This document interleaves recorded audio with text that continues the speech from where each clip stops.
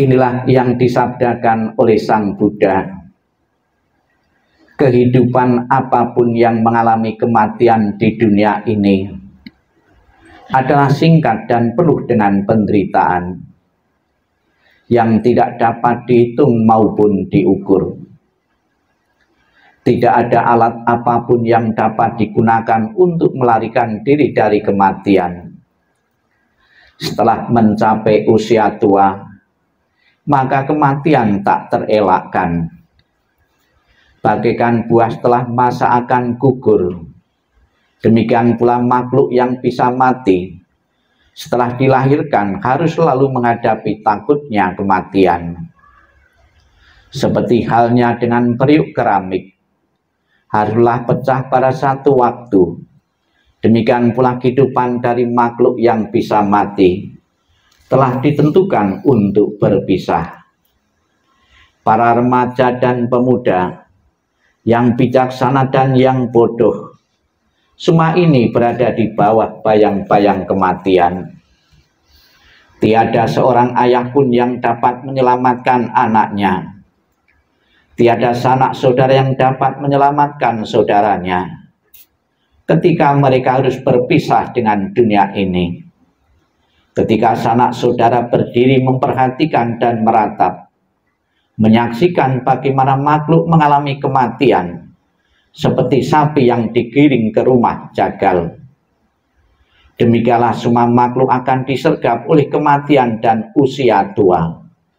Para bijaksana setelah mengetahui sifat alami dunia ini, tidak akan mengalami penderitaan. Sabi sata bawantu sukitata. Semoga semua makhluk hidup berbahagia dan sejahtera. Sikap hening, sikap merenung, selesai. Sadu, sadu, sadu.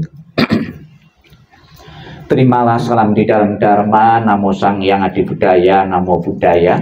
Namo Buddhaya. Dan salam sejahtera bagi Bapak Ibu saudara sekalian. Pernah di zaman Sang Buddha ada seorang pemuda yang baru saja kehilangan ayahnya karena kematian. Sebagai seorang anak yang berbakti, dia menginginkan ayahnya yang baru saja meninggal, arwahnya masuk alam surga. Sudah menjadi keinginan dan harapan setiap orang dan setiap agama, hidup dunia bahagia sejahtera panjang umur, kalau mati masuk surga. Kemudian pemuda ini menghadap Sang Buddha. Sang Buddha, ayah saya baru saja meninggal. Mohon dengan kekuatan Sang Buddha, dengan cara apa agar ayah saya yang baru saja meninggal itu masuk surga. Kemudian atas permohonan pemuda ini menyuruh pemuda ini membawa minyak dan batu dan diajak di sebuah kolam. Setelah menemukan kolam, Sang Buddha menyuruh pemuda ini untuk melemparkan batu tadi ke kolam dan menuang minyak yang dibawanya ke kolam. Apa yang terjadi? Batu tadi tenggelam, kemudian minyak terapung. Setelah melihat batu tenggelam dan minyak terapung, Sang Buddha menyuruh pemuda ini, sekarang pemuda, undanglah para rohaniwan-rohaniwan dari berbagai penjuru yang kamu kenal untuk datang ke sini untuk memanjatkan doa agar batu yang tenggelam bisa terapung, agar minyak yang terapung bisa tenggelam. Mendapat perintah Sang Buddha demikian, pemuda ini mengatakan, sekalipun didoakan dengan cara agama apapun Sang Buddha, tidak mungkin terjadi. Kenapa tidak mungkin terjadi? Karena sudah menjadi hukum alam, hukum semesta. Sesuatu yang berat itu akan tenggelam di air, sesuatu yang ringan akan terapung di permukaan air. Kemudian Sang Buddha mengatakan, demikian pula pemuda, sekiranya orang tuamu semasa hidupnya melakukan perbuatan-perbuatan berat, perbuatan-perbuatan jahat, akan menenggelamkan ayahmu di alam-alam bawah, alam-alam penderitaan. Kalau sekiranya orang tuamu di masa kehidupannya melakukan perbuatan-perbuatan ringan, perbuatan-perbuatan baik, akan mengangkatnya di alam-alam bahagia, alam surga. Bapak Ibu Saudara sekalian yang saya hormati, secara pasti almarhum yang baru saja meninggal sekarang ini berada di alam bawah atau alam atas. Sekiranya telah di alam bawah, sudah menjadi kewajiban bagi putra-putrinya, anak-anaknya dan keturunannya untuk mengangkat orang tua kita yang telah tiada, untuk kita angkat, kita bantu di alam-alam atas. Apakah bisa? Bisa. Ilustrasi batu tadi yang berat tadi, bagaimana batu yang berat tadi bisa berada di permukaan air? Bisa, ada caranya. Ditaruh perahu atau kapal, itu otomatis sudah berada di atas permukaan air. Jadi doa-doa yang diucapkan dengan penuh ketulusan dan bakti dari putra-putri beliau, dari anak-anak beliau maupun cucu-cucu beliau, yakinlah itu sebuah perahu-perahu, sebuah kapal-kapal bagi orang tua yang telah tiada. Doa yang diucapkan dengan penuh ketulusan dan bakti yang tinggi, pasti ada nilai manfaatnya bagi arwah leluhur. Bapak Ibu Saudara sekalian yang saya hormati, baru saja kita memuji, mengagungkan, memuliakan Buddha Amitabha. Buddha Amitabha mengatakan, baru saja kita baca yang ke-18, barang siapa menyebut namaku, mengulang namaku dengan penuh keyakinan dan berharap untuk terlahir di alam surgaku, maka aku akan menjemput arwah itu dan menempatkan di alam surga sucinya. Itulah keyakinan umat Buddha dalam tradisi Mahayana, memohon petunjuk bimbingan dari Buddha Amitabha untuk mengangkatnya arwah saudara kita yang baru saja meninggal untuk telah di alam surga Swakawati. Itu adalah Buddha Amitabha di kalangan umat Buddha tradisi Mahayana. Setiap ada kematian pasti mohon berkah pelindungan dari Buddha Amitabha. Bapak Ibu Saudara sekalian yang saya hormati, kematian bisa kita pelajari di beberapa tempat, mengingatkan kepada kita bahwa kematian pasti datang kepada kita.